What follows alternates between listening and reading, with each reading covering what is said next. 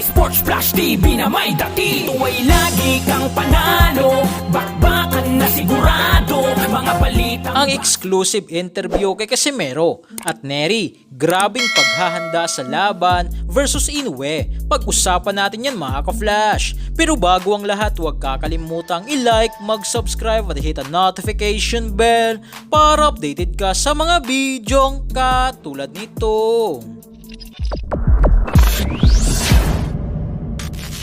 So sa May 6 na nga po mga ka-flash, gaganapin ang bakbakang undisputed Super Bantamweight World Champion at pound for pound rank number 2 sa buong mundo na si Naoya the Monster Inoue versus former 2 Division World Champion at WBC Mandatory Challenger Luis Pantera Nery, na ngayon sa kanyang training ay kapansin-pansin na pinapatibay nito ang kanyang ulo, leeg at panga, na sa huling laban nga po mga ka-flash ni Inoue ay pinabagsak nito si Stephen Fulton at Marlon Tapales matapos patamaan ito ng paulit-ulit sa muka. Pero kung matatandaan nga po natin mga ka-flash, sa naging laban naman ni Nery versus Brandon Figueroa ay bumagsak itong si Nery sa body shot, na kung pinapatibay nito ang kanyang ulo, leeg at panga ay dapat patibayin din ni Nery ang kanyang bodega. Sa kabilang balita naman nga po mga ka-flash, patungkol naman kay former 3 Division World Champion,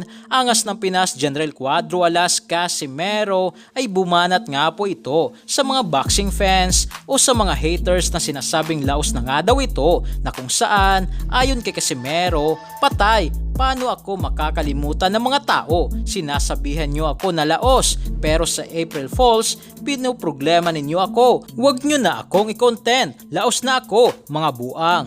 Marami nga po kasi mga ka-flash ang nag-post sa pagpasok ng buwan ng Abril about kay Casimero, na kung saan sinasabi nga po ng ibang content creator o mga vloggers na si Casimero ng araw ay aprobado na maging replacement kontra kay pound for pound rank number 2 sa buong mundo at kasalukuyang undisputed world super bantamweight world champion na si Naoya the Monster Inoue. Nang ibig sabihin lang dito mga ka-flash na mga content creator ay kansiladong araw ang laban ni Inoue versus Luis Pantera Nery sa May 6. Subalit ito nga po ay isa nga lang kasinungalingan dahil ginawa lang ito dahil sa April Fool's Day.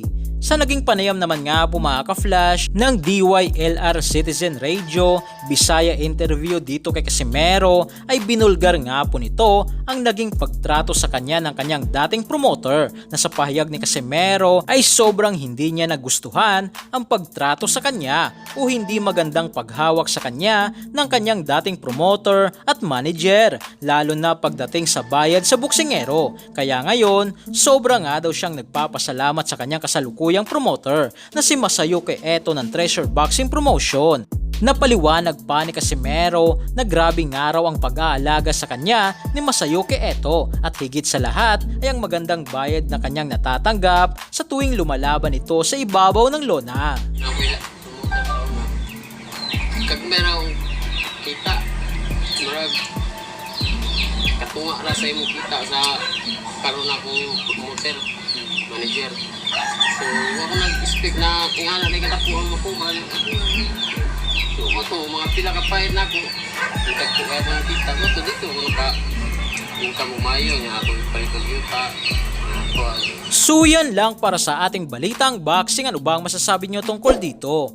Para sa inyong komento at reaksyon ay komento nyo na sa baba. Hanggang sa muli, tuwang The Sports Flash TV. Sports Flash TV na may dati. Tuwa'y lagi kang panalo, bakbakan na sigurado, mga balitang boxing. Ito laging bago, balitang boxing, laban na kasado. Di papahuli pagdating sa bakbakan, mga pambato na patuloy ang laban. Sasaliksikin ang bawat babalita, talagang diin, bawal ang mahina. Sa loob ng ring, merong pambihira, mga kamao na nagiging bida.